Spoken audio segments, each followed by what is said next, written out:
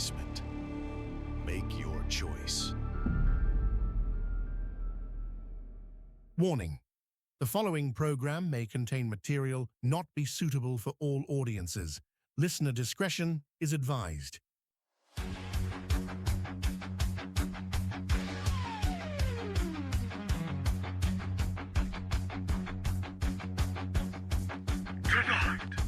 Find a depth unknown, our voice begins to rise, breaking through the noise with fire in its eyes. The spirit of adventure burning ever bright.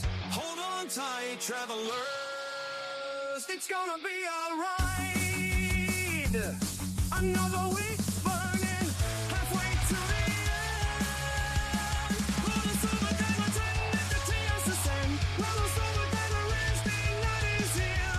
Shatter the silence, conquer all your fear. Bonus Overdrive, the angels gonna scream. With Diego at the wheel, living out a dream.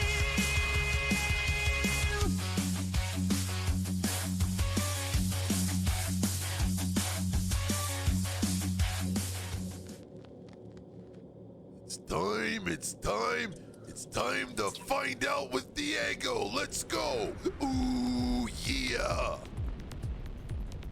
On this episode of Bonus Overdrive Wednesday, our guests are masters at transforming a unique, impactful vision into something real on screen. They work across sci-fi, family, horror, drama, action, and more. Their work is full of purpose and passion. The audience knows it and feels it. Together, they bring a wealth of experience in acting, filmmaking, creative design, and production. All this plus more. Please welcome our new friends and first-time guests, Mike and Arianna Fox from Crystal Fox Films. My friends, welcome to Bonus Overdrive Wednesday. Thank you. It's good to be here. Thank you so much. Here, I appreciate you having us on. Absolutely. Well, I appreciate having you both of you on. It's a beautiful night for podcasting, and I feel we have a lot to talk about. And actually, this is our first time meeting each other. If you don't mind, for the listeners of Bonus Overdrive Wednesday, if you could introduce yourselves to the audience. Absolutely. Yeah, you first. So hey everybody, I'm Arianna Fox. I am an author, motivational speaker, actress, voiceover actor, and book editor, and a whole lot more. Today I'll mostly be talking about voiceover and regular acting work, and particularly acting in his films, which is a perfect segue into the wonderful, illustrious Mike Fox. Illustrious. Wow, okay. Yes, She's also, in particular, she's the lead actress for the film The Box in the Basement. But I am Mike Fox. I'm a director, actually a international multi-award-winning filmmaker, director, writer, producer, cinematographer, and video editor. I own a business along with my family for probably about 13 years now, and it's called Splash Design Works. And then, of course, we created, with the film aspect, we created Crystal Fox Films, and we're just super excited about that and all that we're doing. And yeah, that's kind of a little bit about us. Well, it's more than a little bit. It's like a lifetime of experience and projects between both of you. My goodness. So if you don't mind, we're going to take a time machine and go back in time. Instead of going forward in time, we're going to go back in time a little bit. And how this all began, because there's a lot of history here to cover. What got you into the entertainment industry? Because sometimes we do things before we get into our chosen careers or hobbies or side hustles, eventually turns into something great. What were both of you doing before filmmaking in the entertainment industry? So, well, for me in particular, I've always loved the BTS, which is behind the scenes. So I've always loved how in the world did they make these movies. So, when I was a kid, I was just telling this to my wife and daughter just a few days, like last week. When I was a kid, of course, I grew up with the Star Wars, the original Star Wars, the good Star Wars. Anyways, and Agreed. so Yeah. I didn't say anything. So, I remember I because I'm an artist and I design. I'm not a designer right back then, but I used to do graffiti and artistry and chalk, pastels, watercolor paints, you know, the whole nine yards. So I actually designed this 4x8 sheet of like space with the Millennium Falcon and X-wing and stuff like that, you know, just and used it to, you know, as whatever I had to work with as far as like filmmaking and stuff like that back then. And so I got into some filmmaking things, but then life, you know, life threw its curve. And for like 15 plus years, basically been in the design space. So everything, you know, with Splash Design Works. So, you know, logos, websites, marketing, the whole nine yards. And then I would say about 2018-ish or so, um, our daughter, she was already an actress.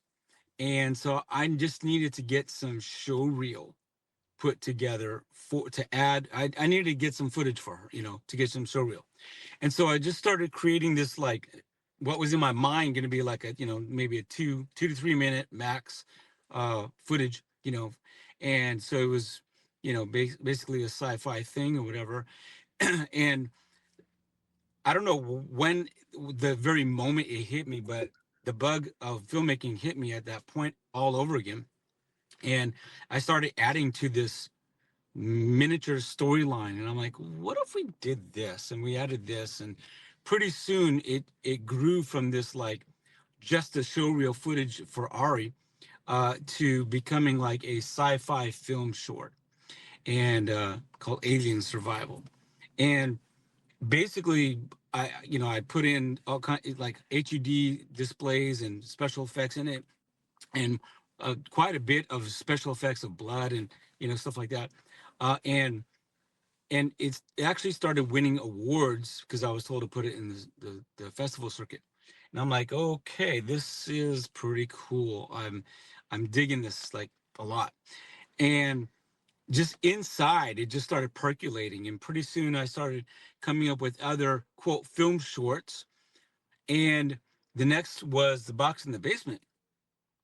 And this film short started growing from like 10 minutes to 11 minutes to more and more and more and more and more and more.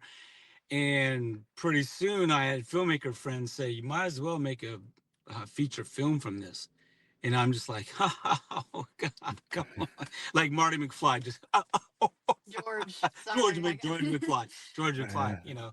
And it's just like, um, and then we started adding up the minutes and figured out, okay, so if we bring in these transition scenes and added some footage and blah, blah, blah, we actually maybe can make this a feature film.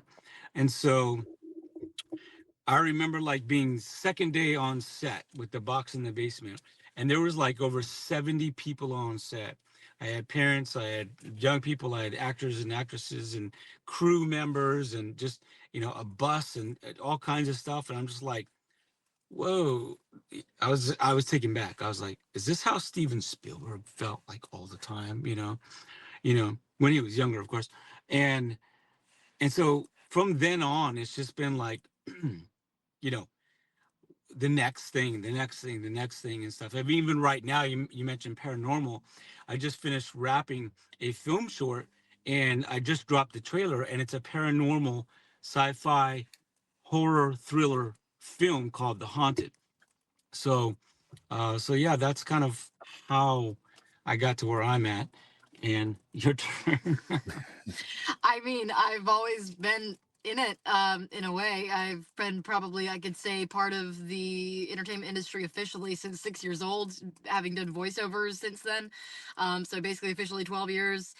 And I mean, it's always kind of been there because I've always loved acting, and we've kind of gotten. My parents kind of found ways to get me into creative things and acting by seeing how I naturally kind of gravitated toward it.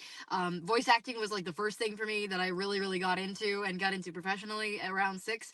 I saw him doing voice work, and I was just looking in awe and amazement and thinking, I want to do this. And then what the funny story that I love telling people is that he was working at that time for a very small indie it's not a podcast, audio drama that had this character. The main character was this girl who got kidnapped, and he was playing her father. And he had these lines like, my daughter, I love you so much, I'll save you. And me being 6 years old and an only child, and that is important I think knowledge. you were You were I more was, than 6. I was 6. Were you? Yeah, I'm fairly You certain. can't be. I am fairly certain I was around 6.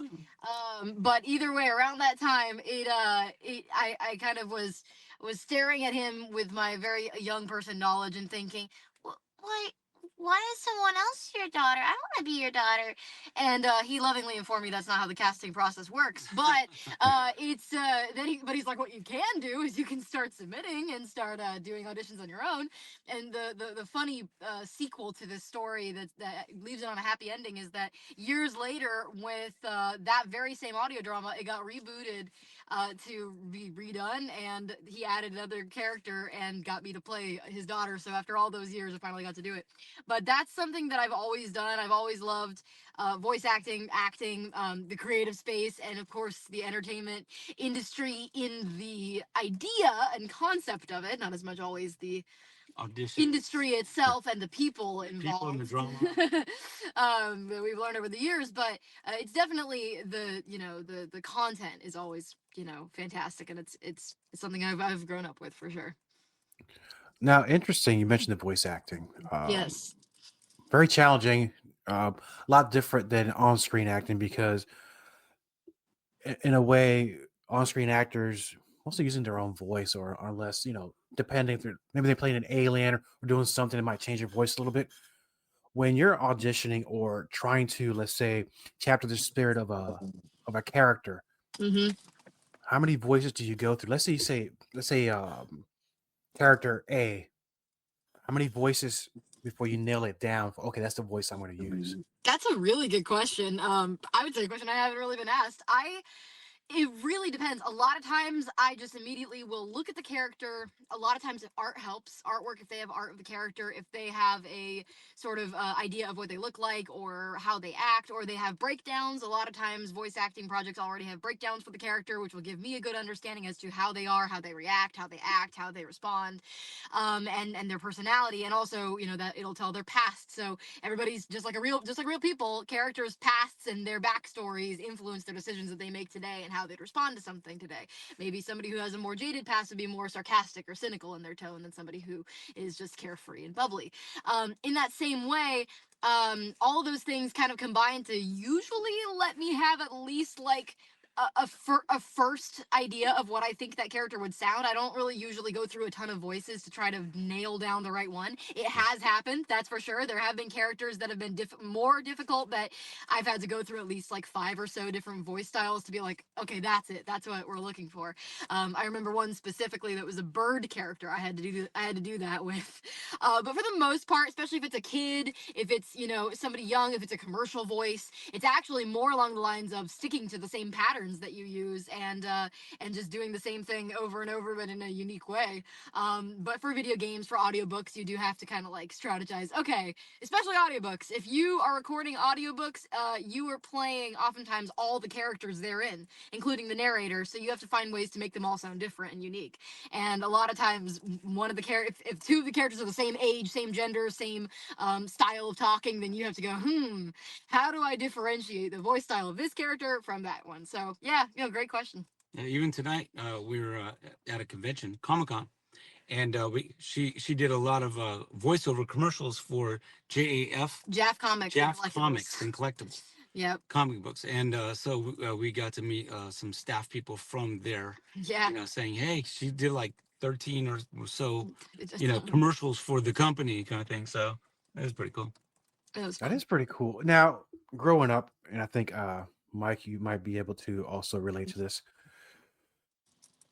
Sometimes we try to emulate some character to try to get close to the voices. I could do a pretty decent Donald Duck, and I'm a failure at the rest of these other voices. So if I'm gonna ask both of you if you could pick a character that you think you perfected the voice of, you don't have to do it right now, but which one's the first one you say nailed it? I got it. Oh, it would be Mickey Mouse. Yes. Well, just gosh. Well, it's I would say Mickey Mouse and Yoda has been pretty much my primary top of the list. I've been called the best Yoda and the best Mickey Mouse, for years. I mean, right now my voice is, He's done a lot of like work for like just various organizations. Like he did, they had a Star Wars Day for a basketball game, and he got to do Yoda as the announcer. Well, Like, it was, yeah, 2 years in a row. yeah. So like it was totally fun because we came dressed as Jedi, and sat at the course. announcer's table, and then of course it was just the funnest part was, when the visiting team, Yeah. and they would miss, and it'd be how embarrassing, and it's like, it was great, but a lot of times I'd actually be hired to do a Mickey Mouse voiceover, not just for pre-recorded but for live, and Especially for like kids with terminal so illnesses. And yeah, things like that. they would purchase like Disney trips for these kids, and so it was really, it was really rewarding. But at times, when you're doing something live, you have no idea what these kids are. That going to requires more say. than just voice talent. That requires improvisation. That requires major improv. I'm sorry, well, I gotta go. what the heck are you talking about? It's like Yeah. it's tricky. It's a lot easier when you're doing it in the studio and you're recording and you mess up a line and repeat. Oh, all right, here we go. Oh, that's normal. Like she does a ton of times. But when you're doing live, it's just like, what would Mickey? WWM. MD, what would Mickey do? Yeah, so- I've done a lot of live recorded sessions too, and it is nerve wracking being on with the director and being like, okay, so we want you to do it like this. No, that's not like it. I've actually done live recorded directing sessions in Spanish, and while I do have certificates of fluency in Spanish, I still taught myself and I learned online, and so it was very nerve wracking doing like actual live recorded sessions of the whole script being in Spanish. I'm just like, Espero que I guarantee hacerlo. you, your Spanish is a lot better than mine. I've been spending a lot of years in the mountains. But like the I would say one of the best, I think, perfected things. I do accents. I love doing accents. It's my favorite thing ever. He's the impressionist guy. He can do any like known character with an already existing voice, and I flippin' love it. And I wish I could do it, but I'm not good at impressions.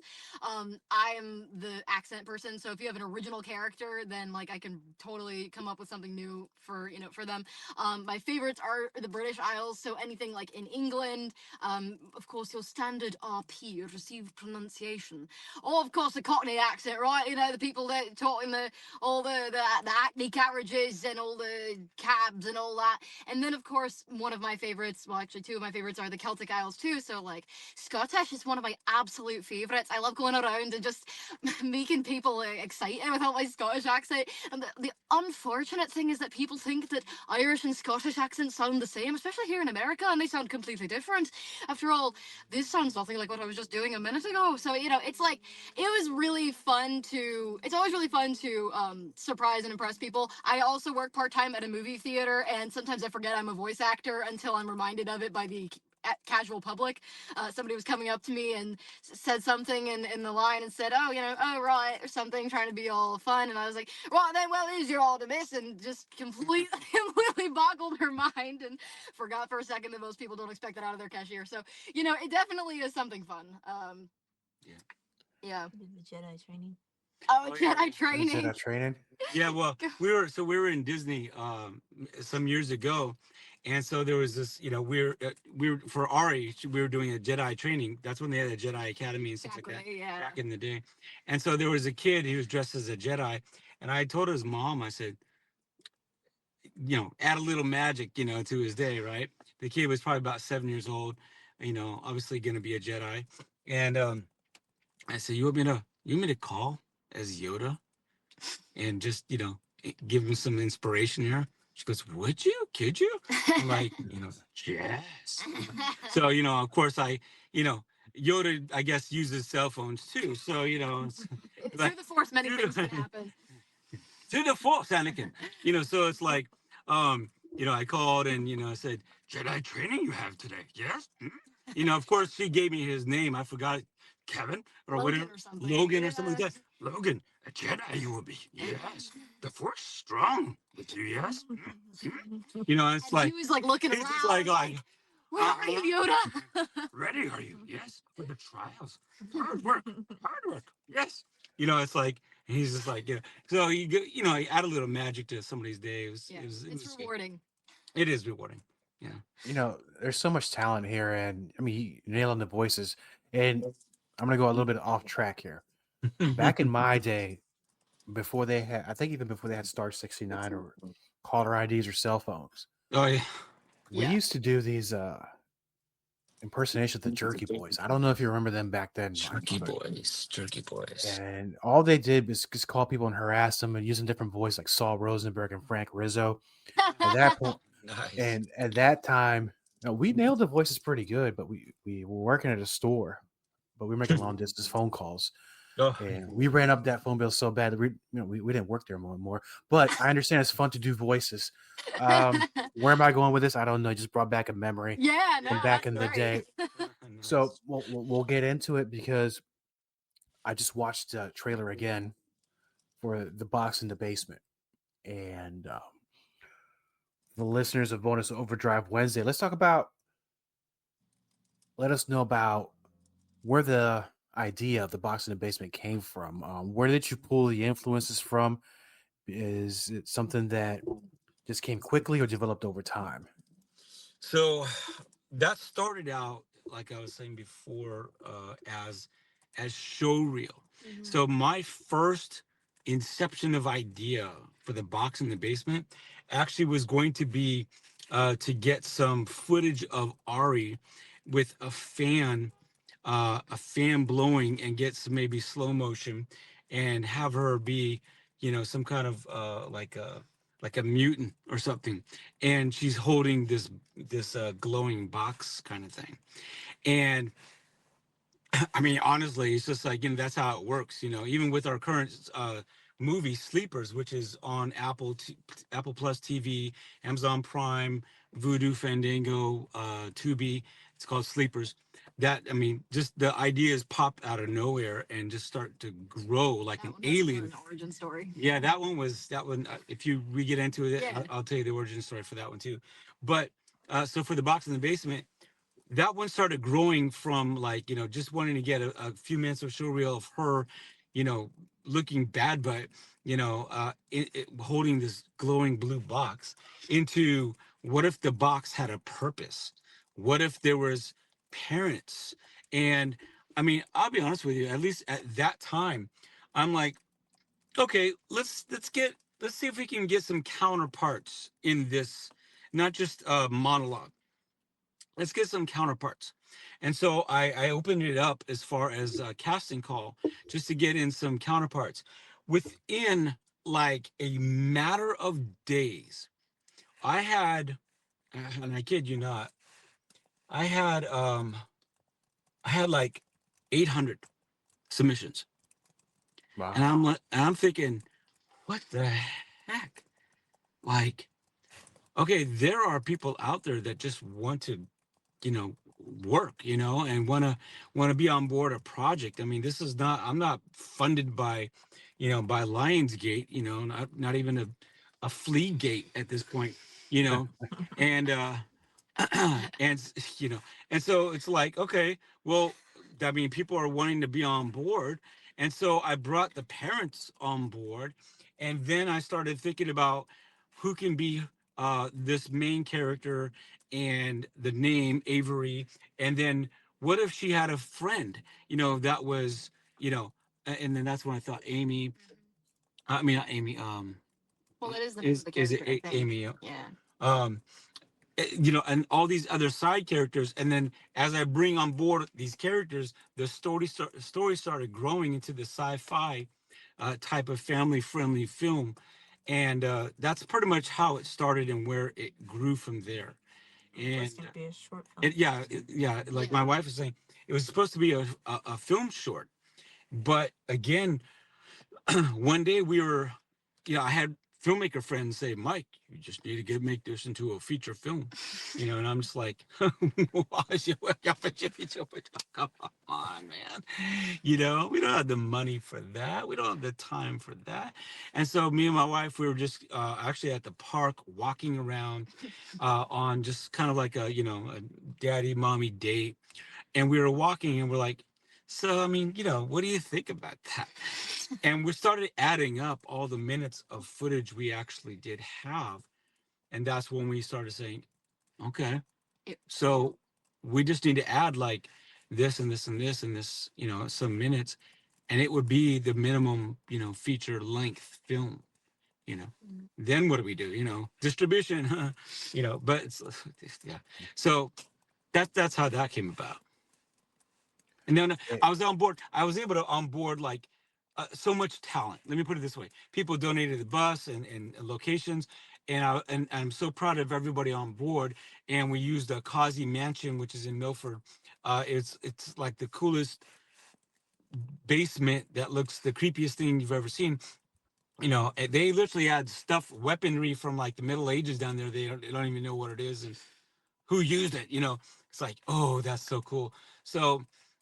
I remember you should explain the story of when all those folks were gathered for the time with the bus day, and we had like 70 people there, and like it was one of our days where it was me and a lot of other classmates, and so it was a lot of kids and their parents, and so everybody was all there. So them and then like the crew that we had compiled and all that. It was one of the first times where we had like 70 to 80 people all just there in that area for the film.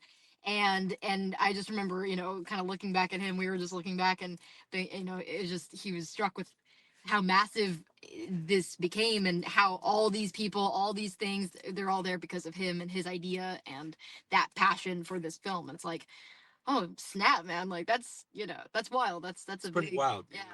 yeah. And with doing these scenes, and how long did you have to make the movie? Because I know with independent filmmaking, you have the advantage of time because you can probably take as long as you want to. But you give yourself deadlines. You got to meet these deadlines, right? That's a trick question. I'll be honest with you. Depending on the budget and what you have, it's most of the time it can be opposite of that because, like for example, even on the film short, The Haunted, we had to rent out. We had it just everything costs, and so we had to rent out the facilities, even the mansion, a different mansion that we use, which is amazing. But we have a time limit. And so we have, and that's really the actual reality. Unless you have a large budget and you can like scatter the time throughout the days kind of thing. When you're on an indie budget, then time and locations is always against you and not for you. And so you have to cram as much as you can in as little time as possible, you know, and that's a mark of a good director, not just saying for like myself or anything, but anybody. And I know a lot of other people that a good director will do a lot of pre-production planning and not just try to wing it. Because it's like when we used to go to Disney a lot, like my wife would be like our resident Disney planning expert, and we would laugh hysterically at all the people that would say, well, we'll just figure out where we're going to go and what rides we're going to do when we get there. We're like, that's great, man. Oh, get the popcorn. And it's just like, you can't do that. You'll ride 2 rides throughout the entire day and night if that's what you do. So it's the same kind of like, it's the same kind of methodology. You have to plan. I always say perspiration. What is it? Perspiration in preparation makes for inspiration in presentation. And the more you prepare in pre-prep, the less chaos happens on set. And so you can't what's the word? Not overestimate. Say enough, whatever. Yeah, I mean, yeah, Emphasize? emphasize or state it enough. Yeah, I can't state it enough how important pre-production is because the process even for though filmmaking. even though it is very true that plans often get thrown out the window on set and you have to end up improvising at certain points, you definitely still need that backbone, or else you're going to get absolutely nowhere. Yeah, if you don't have a structure, and that's where a lot of indie filmmakers, I do what I can to help, but then everybody's got to learn on their own. Um, that the structure is it's like Captain Barbosa. They're more like guidelines than actual rules. Miss Swan. So it's like um you have to have your borders, where you're going to go and how far you can change it and things like that. But you have to have your navigation, your compass. We have our heading. Sorry. How to tell we are voice actors? The amount of characters that we reference and impersonate Yeah. in answering your questions. Who is the character? I'm not a character. I'm not a fictitious person at all. So But no, I agree with the whole absolutely. thing. You gotta have a plan. I Yes. despise chaos. Yeah. Same. Yeah. Even if it's 11% of a plan, Better a than, group would agree. better than So 10%. I am group. What do you mean 10%? So it's like, But yes, I agree with you. I despise chaos as well, and you cannot do chaos on set. You it can ruin a production. Yeah. It can ruin 1,000,000%. and people are all connected like a family on set. And so if one thing happens that is not under control or brought into control, then it affects everybody, cast and crew. So it's important. And that it is. And speaking of cast and crew and talking about the characters in the movie, can you name some of the ones who play the parts and who's standing out right now? Because I saw the trailer, and I'm gonna start watching the movie here really soon. But who are some of the people who performed in the movie? There's this girl. I think she played the lead. I don't know. Just I don't know. she need. Let's just We move need to on. work. We need to work on that girl though. Yeah, I think she was. I think she was very miscast. But Ah. So obviously Avery, already did a great job because she played the opposite of who she really is. She is like the most energetic, like impacting ADHD, yeah. OCD person, that you can think of. Yeah, Avery's just this timid, I guess. She's just depressed, the poor lass. She's going through it. But yeah, no, actually, so this is a little off topic. But while I'm thinking of it, one of the things that I really love is some of the topics and subjects that the box in the basement actually tackles and deals with. Just without spoiling much, I think it's really interesting to see how sometimes messaging can be a little too overt in movies, oftentimes a lot too overt. Movies can have too much of a message or an agenda or something they're trying to push or something they're trying to say, whether it's positive or negative. But in the box in the basement, I think that it does a great job tackling good mental health issues that definitely need to be tackled today without being specific about anything, but in a way where I think people need to hear what the box in the basement has to say. And I think that it's something that can help a lot of people, but without being preachy about it or over the top. So that was just something random. I know I was going to forget later if I didn't say it now. As for people and cast, let's see, because this is years ago. So London and Madison Phillips were the bullies that turn into their friends at the very end and stuff. And we know them, we've known them since the box in the basement. They've been on other projects of mine as well. Their brother PJ was in the movie too. Yeah, PJ. That was before he sprouted to like 6 feet tall.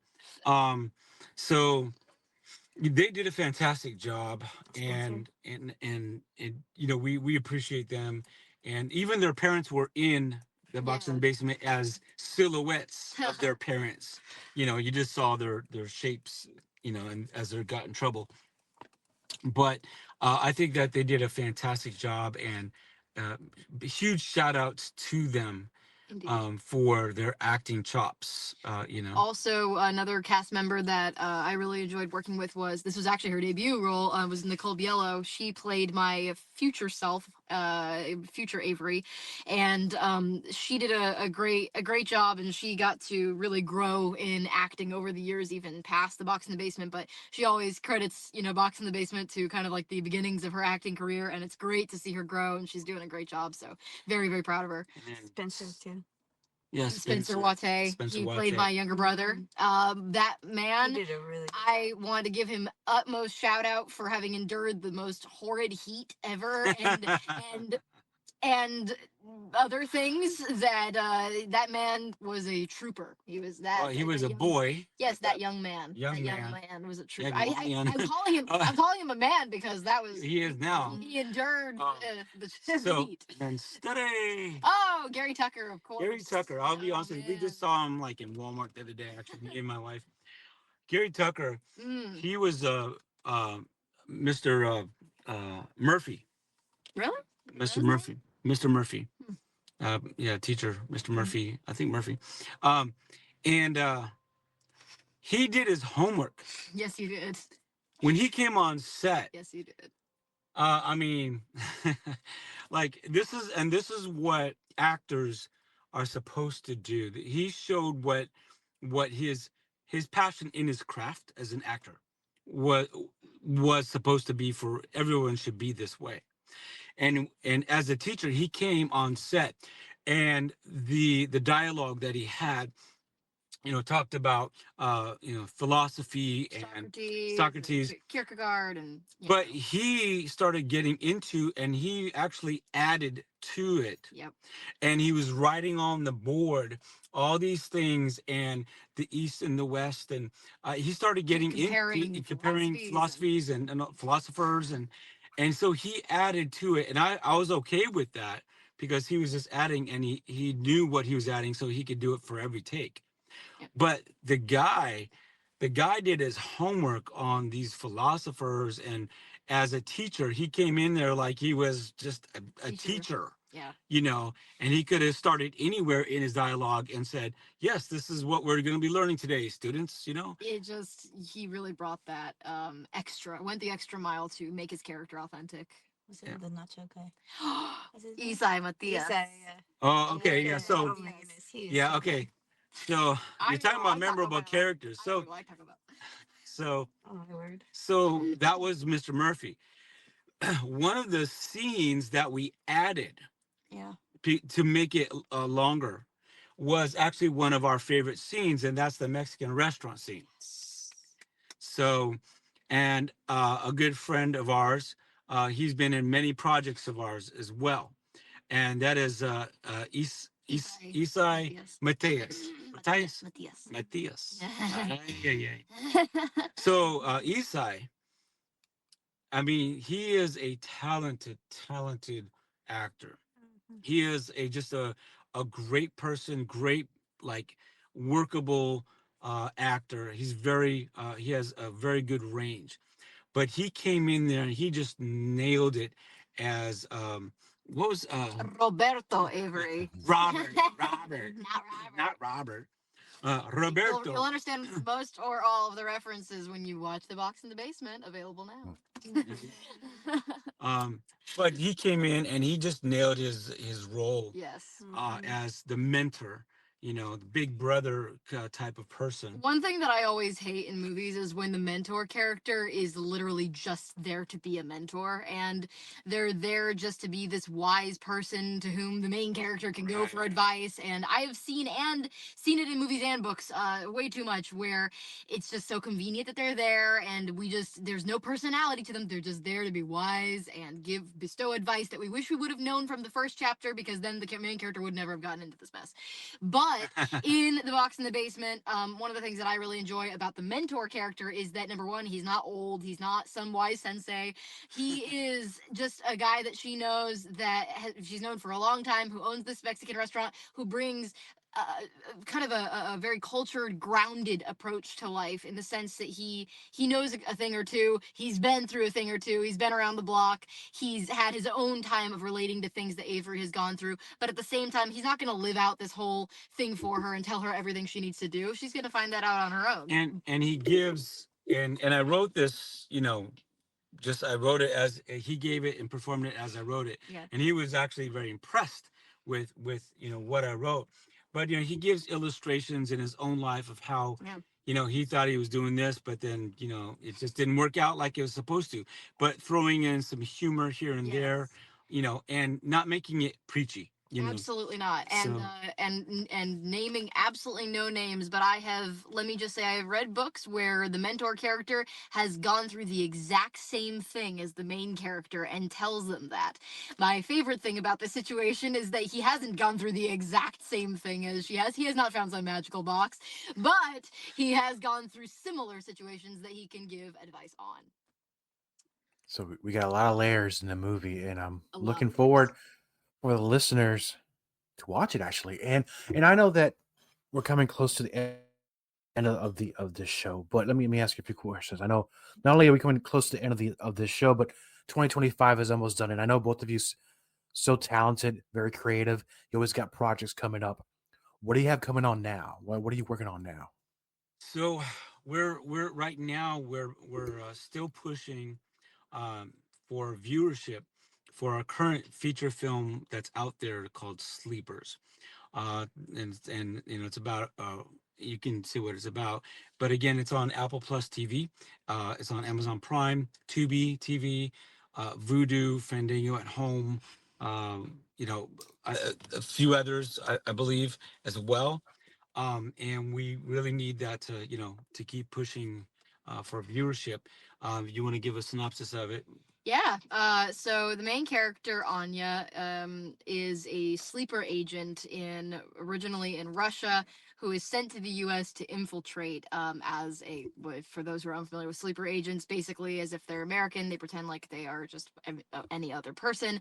They can be of any age, but that they are essentially sent to infiltrate, spy, and see what's going on and plant their own agendas. And then to be activated Exactly. for destruction. Precisely. So, Anya, we start off, with her in Russia, and then we see her go to America, and she's been fed lies herself by her superiors, by her overseers, and by the people involved that America is a place with the freedom that it touts is fake. It's a lie. That the people who are there, they say that they're family based, they say they're friends, but they're not. It's all a lie. And in truth, America is just meant to destroy everybody and destroy Russia and everything that she stands for.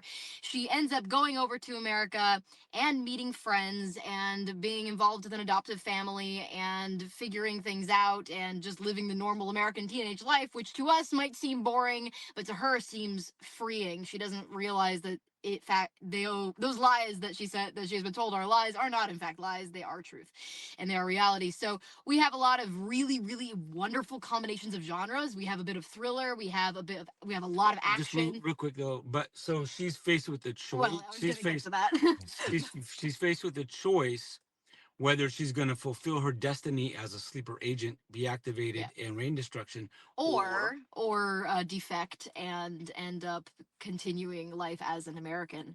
genres. Yeah, there's a great combination of genres. We have a bit of thriller, a couple of little reminiscences of horror, and a lot of action, some great action all throughout, but also some drama and heartfelt moments and some really good veteran references as well. Go ahead. Yeah, so we were able to get like multiple stunt choreographers, Yes, special my effects word. on screen. So there's a lot of fight scenes going on with a lot of people. It was just amazing altogether. So that's what's currently. We just wrapped on the film short. This was co-sponsored by the state of Delaware, with a molecular size atomic atom quantum realm size grant. Amoeba sized. Amoeba, whatever. Yeah. So, but it was still something, and so we just wrapped with that. It's a film short. I'm hoping that we can somehow use this as a catapult or catalyst to get funding for a feature film. And if you've ever seen Night Swim or Three Smile movies that are out, like even those two things, and there's others out there, they all came from a film short. and before they were funded into a full feature budgeted film. And so this is called The Haunted. And so I just dropped the trailer, and I'm actually going to do an updated trailer very, very soon here. But the trailer dropped. It was fantastic. And it's paranormal, sci-fi. It's based off a VR game, actually, and you never really know if he's in or if he's not in it, kind of thing. So there's a lot of twists and turns. I can't just do like something simple, like This is the curse of the creative, ladies and gentlemen. it's a blessing and a curse, man. I'm telling you, because people out here, especially in Delaware, they get some kind of little tiny, tiny grant to make a film short, sponsored by the state of Delaware, and they'll just go with their camera and go document stuff and say, here's a narrative that's, with an agenda, and this is my movie, and everybody celebrates it, and it's just like, okay. Yeah, well, okay. But me, I'm like, okay, I've got to have a company that you never know if they're an evil company or they're a good company. I've They're got to trying to make a help. whole logo as he I does, make and a- a whole entire commercial I made as a he commercial. I don't know if you've seen Megan. Have you seen Megan, the first one? Not yet. Okay, yeah, you have to. It's one of our favorites. But I remember when we first saw Megan, and this stuck with me. I'm like, okay, I got it. I'm gonna use this one day. And when I loved it so much, because when we first saw it and it started, because it's with Bloomhouse, after it started and the opening logos, then it went to this beautiful, happy, peppy, cheery, bubbly commercial for Perpetual Pets by Funko, the company Funko. And it was just, it was Funky. a perfect funky, Yeah. funky. And it was just like this, Funki, and probably for fun kids. Yeah, something like that. So it's just, and it's like perfect. You got these little fur animals, the Perpetual Pets, Video styles, the videos, the the music, the kid actors they use, and the parents and all this and stuff, and then it went straight into the movie, and I'm like, wait a minute, are we still that commercial even had things for like now available on Google Play to have like the companion app, companion like, app and stuff? it's And so I'm thinking like, wait a minute, did we start the movie, or are we still watching a previews, commercials, movie commercial? And you understand that it's part of the movie, and I was like, oh, that is so dope. I'm gonna use that. I'm gonna do that for something. And so because it looks like it's a commercial. It sounds like you got the music, you got the voiceover, hey, or with Perpetual Pets, you know and then I think it even had a little disclaimer. Yeah. It did. About like, beds, toy. I don't. Yeah, it was some kind of like. You can do the disclaimer stuff. Yeah, but I don't remember what it said. Yeah. It just, yeah.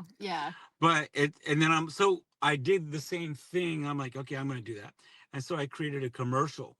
Basically, I created a commercial for The Haunted, for the main company called Maerd Institute, the Maerd Institute, Maerd, Maerd, which is backwards for dream. And so, so there's, I mean, you talk about layers. I put in as much layers as I can. And I mentioned this today, actually, at the Comic-Con, but one of the producers on this, The Haunted, he's a rising star in the Philly area. He's also an actor, but he's also a producer. He's also a composer. But he knew some people from companies in Southern California that do special effects, makeup, and masks and stuff for the Terrifier movies and big budgeted horror. And so he actually got custom and made and donated a monster mask, reticulating monster mask, to use for this, for the project. Oh, so. And it's awesome. So everybody did a bang up job, no drama on set, it was great, so. So with all this going on, where can the listeners find out more about you, your work, and where can we find out? So, so the box in the basement, I guess, um, and I'm not sure. Honestly, I'm not sure which platforms it's available on. He mentioned, I think, Fossum and something else. I'm hoping to see it on other platforms as soon as it can be on Tubi and all that. Sleepers is on all platforms. The Haunted, it's wrapped and it's in post production. It's going to go through the festival circuits. Um, I've over the years I've won, like, I would say over 25 film festival awards. I've been a director, a film festival director, um, and one of the things I'm really excited and thankful about is that there's this filmmaking magazine called Pro Movie Maker, and it is the largest, most beautiful, by the way, no matter what. It's just the most beautiful because every page is like drool worthy with gear and film and equipment, and you're just like, oh, I want that, I want that, I want that, and I want that and that. Just give me everything. And it's just like, it's just, it's just amazing, beautiful magazine. But it's printed out of the UK, and um I actually won a double award as 2025 Filmmaker of the Year uh, for Pro Movie Maker magazine, and it was for um, two teasers that I have out that I'm looking for funding for. One is for Mia's Bridge, and that is a ready to pick up and ready to go feature film, and then the other is Loveday Brooke, which actually is starring her and her UK accent. And she did a great job with her UK accent because this magazine is published in the UK, and they gave a award for the Loveday Brooke, which is like Lady Detective is what it is. So, so that was a blessing. Now, where can people find stuff So about us? so people can why, thank you. So people can find out about us. Uh, crystalfoxfilms.com is our main film website. Director at crystalfoxfilms.com, 302-399-7851. Social media, you can do either official Mike Fox or Crystal Fox Films. And then, of course, Ari, your turn with all your stuff. Both of us are everywhere. I'm you can find me on Facebook, Instagram, Twitter, LinkedIn, YouTube. Twitter, what's Twitter? I'm sorry, X. It's still Twitter to me. I'm sorry. It's always been Twitter. But no, I'd say all the profiles, all the places. TikTok too. Yeah. He likes to beat me up for that. I do not like TikTok, but it's okay. Arianna Fox, ARIANNA. But on the socials, it's not Arianna And Fox. well, it's either Arianna Fox or a Fox author. Like YouTube is Arianna Fox. So anyway, the other options are a Fox author. You can bet we're blast on set together. AFOX. Not like Avery at all. Author, AUTHOR, like a person who writes things. Is that what that is? I think so. Okay. I'm still figuring that one out. But I am an author. I'm also a boom operator. I kind of didn't mention my crew stuff, but I like when he was talking about The Haunted, I did play a role in that, but I mostly was doing both first AD work and boom operating, and those are my beloved things to do on set. You're Dementity. I am Dementity too. That is true. But I love the crew life. Very, very much. I love the crew culture, and Yes. I love working hard with a group of other people who are ready to work hard, and I share my hatred with my dad here of the diva mentality. We both we both if you leave your diva crown on the mat before you enter, please. So we definitely I think we have a reputation as Crystal Fox Films of having a good hard work mindset, especially him as a director. He has a great reputation among people, especially even people who had their debuts with him and with his films, and just say, wow, you were just such a warm and welcoming person to work with and not an overbearing director. You knew what you wanted, you had your vision, but at the same time let us improvise creatively. So all this to say, we're everywhere. Also, I was kind of tuned out. Did you mention Crystal Fox Films as well, or just you? You were tuned I out. was tuned out. Okay. Very cool. Crystal Fox Films is everywhere on social media. Excellent. And I know one thing. We just scratched the surface. That is true. What you both are doing. So if you don't mind coming back in 2026, Oh, please. we'll get into it. I know there's more projects coming up. We'll talk about all of them, and love to have you back. Absolutely. Yeah, thanks for having us. Thank you so much. Thank you, my friend. All content on this broadcast is a property of Diego the Podcaster and is served directly from our servers with no modification, redirects, or rehosting. All celebrity impersonators are paid performers.